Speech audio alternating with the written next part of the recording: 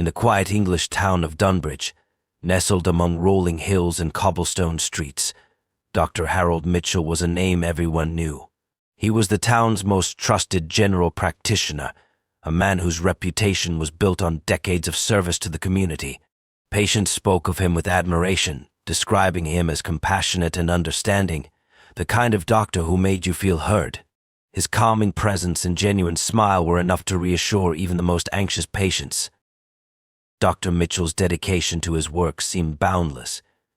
He would often make house calls, especially for the elderly or infirm who couldn't make it to his clinic. Stories circulated about how he stayed late into the night to care for patients, or how he personally delivered medication to those in need. To many, he wasn't just a doctor, he was a friend, a confidant, and a pillar of the community. His generosity extended beyond medicine. Dr. Mitchell donated to local charities, sponsored school events, and volunteered at the annual health fair. The doctor's life appeared idyllic. He lived in a charming Victorian home with a well-kept garden, where he was often seen tending to flowers in his free time. His lifestyle was modest, fitting for a man so devoted to his work. People in Dunbridge admired him not just for his medical expertise but for his humility. For years, the townspeople relied on him without question, confident they were in safe hands. But beneath this polished exterior, something sinister was at play. While most saw a man of integrity and compassion, a few began to notice small inconsistencies. Pharmacists occasionally raised their eyebrows at the sheer quantity of morphine prescriptions issued under his name. When questioned, Mitchell always had plausible explanations, citing chronic pain management for his aging patients.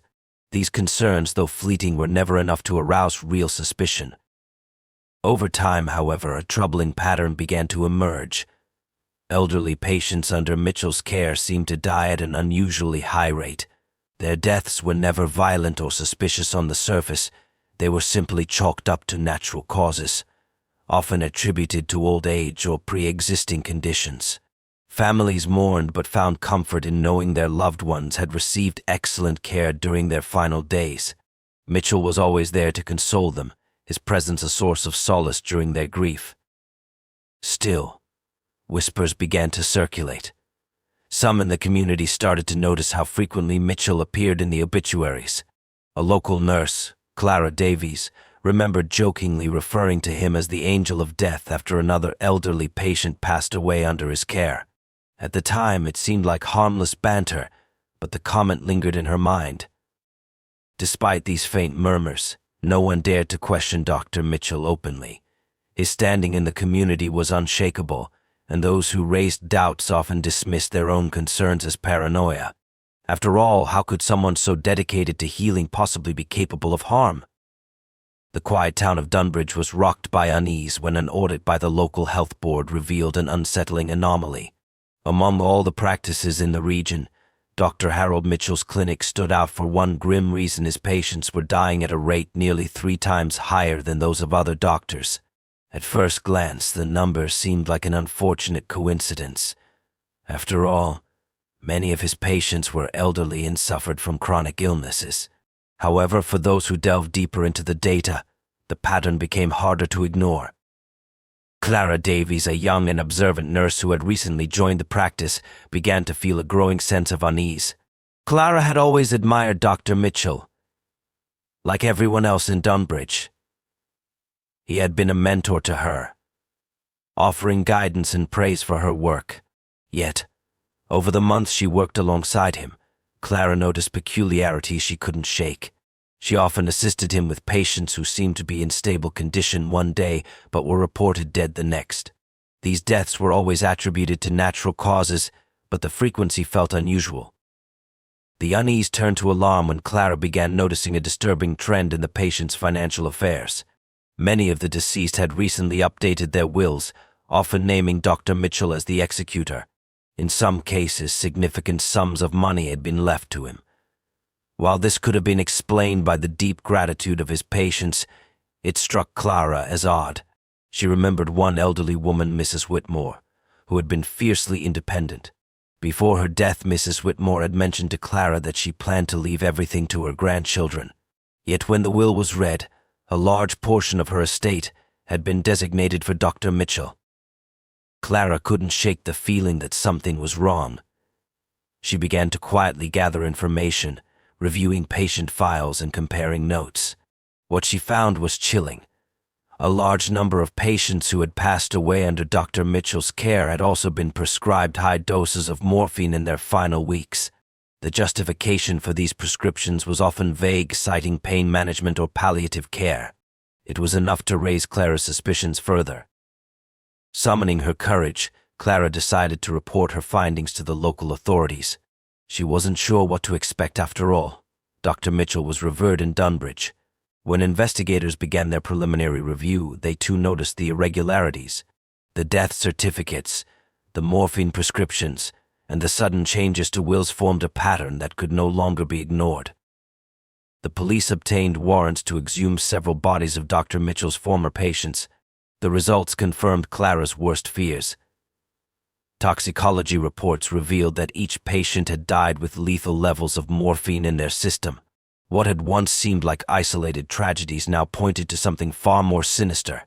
For the people of Dunbridge, the man they had trusted with their lives was suddenly at the center of a chilling investigation. The investigation into Dr. Harold Mitchell took a dramatic turn when police executed a search warrant at his home and clinic. What they discovered shocked even the most seasoned detectives. In a locked cabinet inside his private study, investigators found an alarming cache of medical supplies, including dozens of vials of morphine and other controlled substances. The quantity far exceeded what any general practitioner would reasonably require. More chillingly, tucked away in the same cabinet was a black leather-bound ledger filled with meticulous handwritten notes. The ledger became the centerpiece of the investigation. Each entry contained patient names, dates, and cryptic notations. At first glance, the notes seemed benign, but closer examination revealed a dark code that investigators quickly deciphered. The dates matched the deaths of patients under Mitchell's care, and the notations appeared to signify the method and outcome of each case. Some entries included financial references, numbers that corresponded to monetary gains Mitchell had received following the patient's deaths. In addition to the ledger, investigators found a collection of legal documents, including copies of wills where Mitchell had been named as a beneficiary or executor. Many of these wills had been drafted within weeks of the individual's deaths, often under questionable circumstances. Families later recounted how Dr. Mitchell had offered to help with their loved ones' end-of-life planning, presenting himself as a compassionate guide during difficult times. Unbeknownst to them, this assistance came with sinister motives. Further digging into Mitchell's financial records uncovered a disturbing pattern. Over the past decade, he had quietly amassed a fortune through inheritance payouts, insurance claims, and suspicious financial arrangements with his patients. His modest lifestyle had masked the significant sums flowing into his accounts, but the paper trail was undeniable. Investigators discovered that he had taken out life insurance policies on several of his patients, often without their family's knowledge. In each case, he had listed himself as the sole beneficiary. As the evidence mounted, Mitchell maintained his innocence. He insisted that the high patient mortality rate was a coincidence and that his financial involvement with some patients was purely out of kindness. He claimed to have been a trusted confidant for those with no family or close friends and argued that his actions had been misinterpreted, but his explanations rang hollow in the face of the mounting evidence. The most damning piece of evidence came when police interviewed former staff members who had worked with Mitchell over the years. Several recalled instances where Mitchell had been overly insistent on administering morphine to patients who seemed stable. Others spoke of his reluctance to involve family members in end-of-life decisions, claiming it was too stressful for them. These testimonies painted a picture of a man who had carefully manipulated those around him to carry out his crimes undetected. The narrative that had once been unthinkable was now undeniable. Dr. Harold Mitchell, the town's trusted healer, was not only a murderer but a calculating predator who exploited the trust of his most vulnerable patients. What had started as whispers of suspicion had become a full-blown case of serial murder with evidence that suggested his crimes spanned over 2 decades. In 2007, Dr. Harold Mitchell was formally charged with 17 counts of murder. The announcement sent shockwaves through Dunbridge and beyond. The trial, widely covered by national and international media, quickly became one of the most infamous criminal cases in British history. Dubbed Dr. Death by the press, Mitchell went from a respected physician to a reviled figure overnight. His fall from grace was as dramatic as it was horrifying. The courtroom was packed with journalists, families of the victims, and curious spectators. The prosecution laid out its case methodically, presenting a mountain of evidence that painted Mitchell as a cold, calculating predator. They detailed how he had exploited his position as a trusted doctor to target vulnerable patients, administering fatal doses of morphine under the guise of compassionate care. The ledger found in his home was presented as irrefutable proof of his crimes, a chilling record of his actions in his own handwriting. Prosecutors also highlighted the financial motives behind the murders. They revealed how Mitchell had manipulated elderly patients into changing their wills, naming him as a beneficiary. In cases where no immediate family was present, he positioned himself as a benevolent guardian, earning their trust before ensuring their deaths would benefit him financially. The life insurance policies he had secretly taken out on some patients further cemented the image of a man who saw human lives as nothing more than opportunities for profit.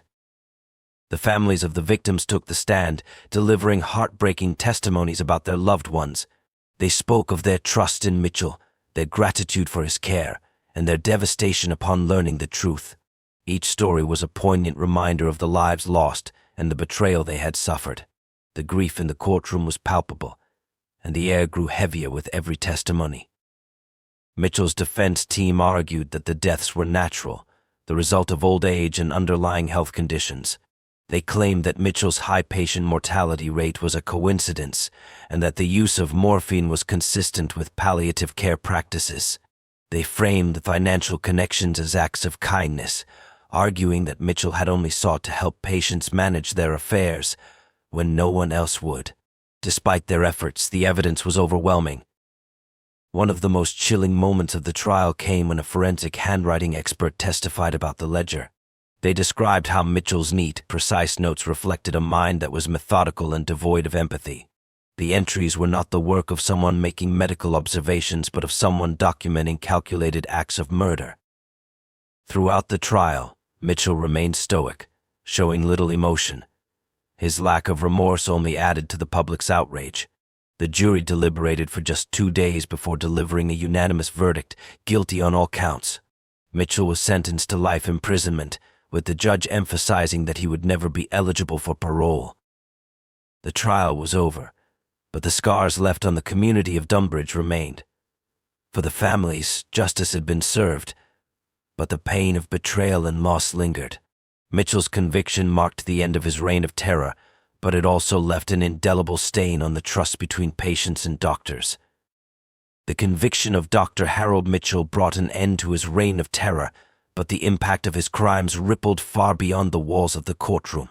In Dunbridge, a town that had once revered Mitchell as a hero, his name became a symbol of betrayal and horror. His former patients, colleagues, and neighbors struggled to reconcile the man they thought they knew with the monster he had been revealed to be.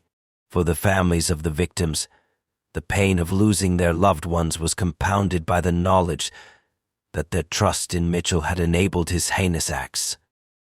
The revelations surrounding Mitchell's crimes prompted a national reckoning in Britain. The medical community was thrown into turmoil, with widespread calls for reforms to prevent such abuses of power from happening again. Health oversight bodies were heavily scrutinized, particularly for their failure to act on earlier warnings about Mitchell's unusually high patient mortality rate. Investigations revealed systemic gaps in monitoring, from inadequate auditing of prescription practices to insufficient checks on doctors with financial ties to their patients. As a result, the government introduced sweeping changes to medical regulations. Prescription monitoring programs were strengthened, with real-time tracking of controlled substances like morphine to detect unusual patterns.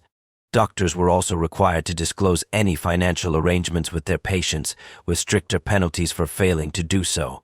A new hotline was set up for healthcare workers to report suspicious behavior anonymously. ensuring that whistleblowers like Clara Davies would no longer fear retaliation or dismissal. Despite these reforms, the scars left by Mitchell's actions were not easily healed. Many elderly patients in Dunbridge and beyond found themselves struggling to trust their doctors, questioning even routine care. For some, the fear of falling victim to another doctor death led them to avoid medical treatment altogether. Support groups sprang up for families of Mitchell's victims, where they could share their grief and begin the long process of healing. Meanwhile, Mitchell himself remained behind bars, serving a life sentence in a maximum security prison. Reports from within the prison described him as a quiet, isolated figure, shunned even by other inmates. Despite the overwhelming evidence against him and the court's verdict, Mitchell never admitted guilt. He maintained his innocence in interviews with prison officials, claiming he had been the victim of a witch hunt fueled by media sensationalism. Mitchell's story became a cautionary tale, featured in documentaries, books, and even college ethics courses. His case was used as an example of how unchecked power and misplaced trust could have devastating consequences. For years, his name dominated headlines, and his crimes served as a grim reminder of the potential darkness lurking in seemingly ordinary lives. Over time, as the media moved on to other stories, the name Harold Mitchell faded from the public consciousness. But for those who lived through the horror in Dunbridge, his memory remained an indelible stain on their community. The town struggled to rebuild its sense of safety and trust, though many believed it would never fully recover.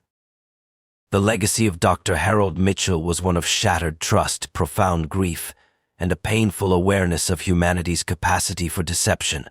His crimes had revealed how far greed and manipulation could take someone and served as a stark warning to always remain vigilant, even in the face of those who wear the guise of compassion.